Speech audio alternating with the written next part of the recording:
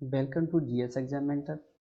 आप सभी का स्वागत है हमारे YouTube channel GS exam mentor में। और हम बात करने वाले हैं, जैसा कि आप जानते हैं, जनरल अवेयरनेस में बहुत ही इम्पोर्टेंट पॉइंट चल रहे थे, इम्पोर्टेंट जो कंटेंट हैं उस पर डिस्कस कर रहे थे। आज हमारा एक और इम्पोर्टेंट टॉपिक है परख योजना। वेरी वेरी वेरी इम्पोर्टेंट, आपका बहुत ही इम्पोर्टेंट है आपका ये जो आज का जो पॉइंट है, आज का जो कंटेंट है हमारा परख योजना, ये बहुत इम्पोर्टेंट है। अगर आपने अभी तक हमारा चैनल ज्वाइन नहीं किया है तो आप ज्वाइन कर ले, क्योंकि इसी तरह से लगातार क्लासेस लगती रहेंगी और एक से एक नई जितने भी पॉइंट हैं, जितनी भी आपकी योजनाएं, जो इम्पोर्टेंट योजनाएं हो, सारी की सारी आपको कराई जाएंगी। डे वाइज क्लासेस रेगुलर रहेंगी। और जहाँ तक की बात आप कर रहे थे, जो कमेंट आ रहे थे स्टूडेंट्स के कि सर कहना चाहिए कि मैराथन, और बहुत जल्द मैराथन भी आने वाली है। हमारा जो टेलीग्राम ग्रुप है वो है गोपाल मैथ्स के नाम से, उसे आप ज्वाइन कर सकते हैं। आपकी क्यूरी है तो आप उसे सेंड मतलब कमेंट कर सकते हैं, भेज सकते हैं। और आप हमारे जो जो भी कराया जाता है उसकी पीडीएफ के लिए आपको जो हमारा टेलीग्राम चैनल है जीएस एग्जाम मेंटर, उससे आप जुड़ें। उसका जो लिंक है वो डिस्क्रिप्शन में दे रखा है वीडियो के, उससे आप जहाँ जाकर आप जुड़ सकते हैं और आपको वहाँ से पीडीएफ प्रोवाइड हो जाएगी, आसानी से पीडीएफ मिल जाएगी।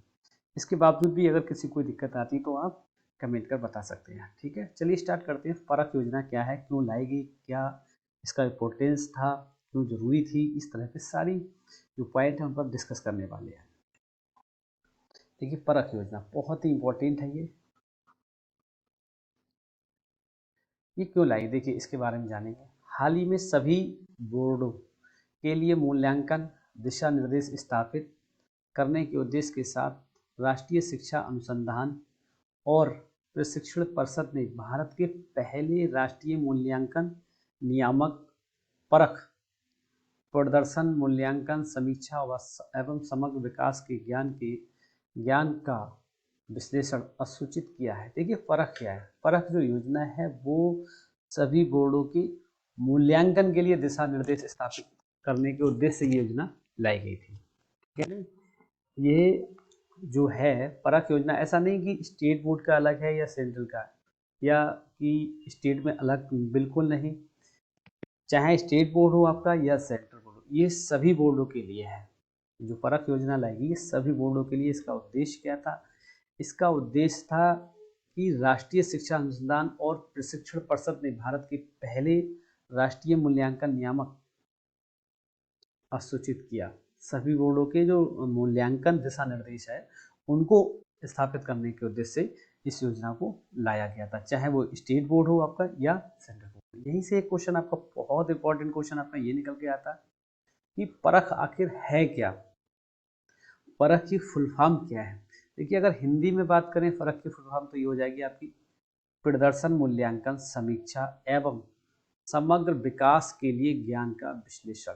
ठीक है, ये आपका हिंदी में। अगर इंग्लिश में पूछा जाए फुल फॉर्म क्या होगा परख का, तो आपका ये है, ये बहुत इंपॉर्टेंट है, performance appraisal review and analysis of knowledge for holistic development.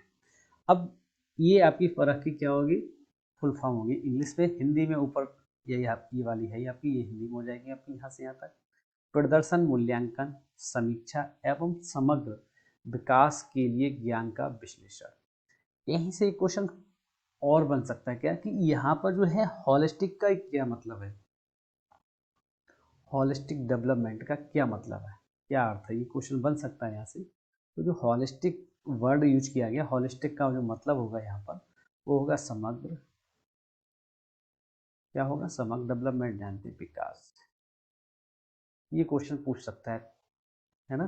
तो कि होलिस्टिक वर्ड का क्या यूज है यहाँ पर, क्या मतलब, किसको रिप्रेजेंट करता है, तो किसको रिप्रेजेंट करता है यहाँ पर होलिस्टिक, समग्र को। तो होलिस्टिक डेवलपमेंट मतलब समग्र विकास। ठीक है, आगे बात समझ। नेक्स्ट इसके परिचय के बारे में जानते हैं। परख को राष्ट्रीय शिक्षा नीति एनईपी 2020 के क्रियान्वयन के भाग के रूप में लॉन्च किया गया है, जिसमें नए मूल्यांकन पैटर्न और नवीनतम शोध के बारे में स्कूल बोर्डों को सलाह देने और उनके बीच सहयोग को बढ़ावा देने के लिए मानक निर्धारण निकाय की परिकल्पना की गई है। देखिए, इसका परख जो योजना लाई गई थी, इसका उद्देश्य ये था कि जो राष्ट्रीय शिक्षा नीति है आपकी 2020, इसके क्रियान्वयन के भाग के रूप में लॉन्च किया गया था। इसमें नए जो मूल्यांकन पैटर्न था उसको और नवीनतम शोध के बारे में स्कूल बोर्डों को सलाह देने और उनके बीच सहयोग को बढ़ावा देने के लिए मानक निर्धारण किया गया था। इसके परख योजना के अंतर्गत यही इसका उद्देश्य था। क्वेश्चन ये बनता है कि परख योजना किसके रूप में कार्य करती है।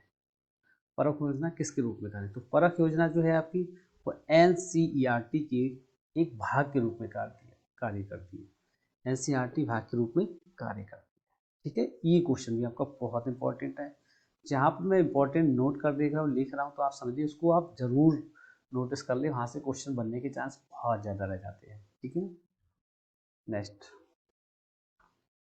पॉइंट है आपका, इसे नेशनल अचीवमेंट सर्वे NAS और स्टेट अचीवमेंट सर्वे SAS और स्टेट अचीवमेंट सर्वे SAS जैसे समय समय पर लर्निंग आउटकम टेस्ट आयोजित करने का भी काम सौंपा जाएगा।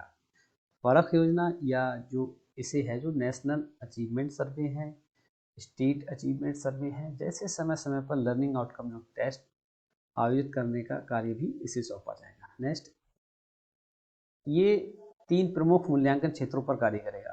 क्वेश्चन आपका ये बनेगा क्या, क्वेश्चन आपका क्या बनेगा पता है, क्वेश्चन आपका ये बनेगा कि जो परख योजना है वो किस पर कार्य करेगा, पहले तो ये बनेगा।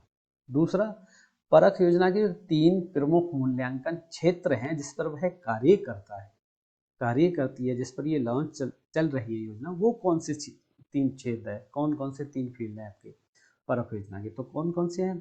सबसे पहला आ जाएगा व्यापक मूल्यांकन, स्कूल आधारित मूल्यांकन और तीसरा हो जाएगा परीक्षा सुधार। इस योजना का जो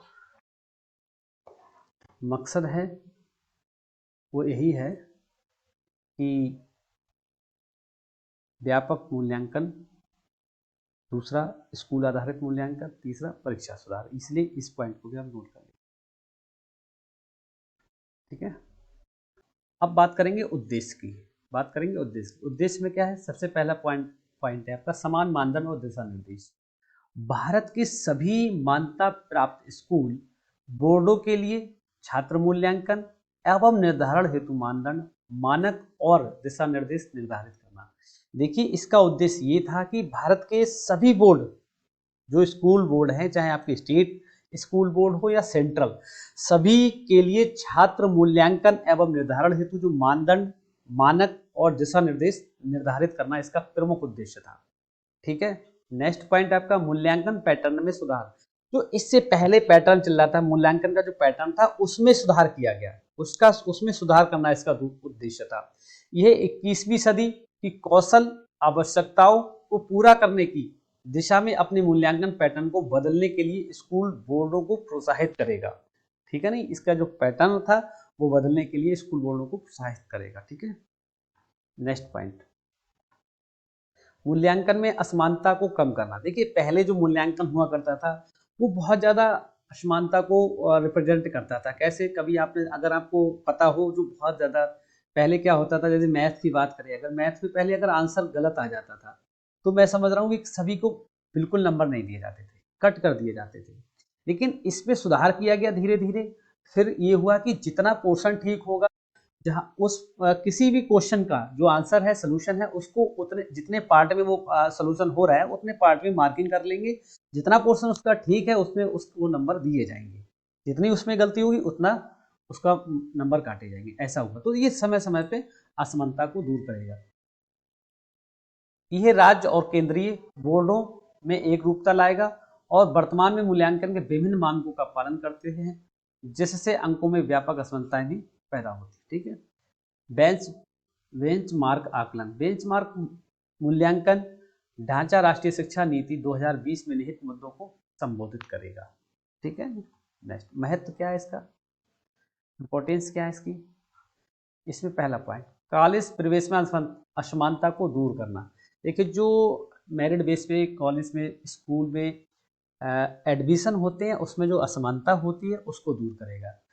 यह जैसे कभी स्टेट बोर्ड का बच्चा है, सेंट्रल बोर्ड का बच्चा है, या यूपी बोर्ड का बच्चा, या यूपी बोर्ड मतलब स्टेट बोर्ड, राजस्थान बोर्ड मतलब state board, Madhya Pradesh MP board मतलब स्टेट बोर्ड, है ना, इस तरह की बात कर सकते हैं।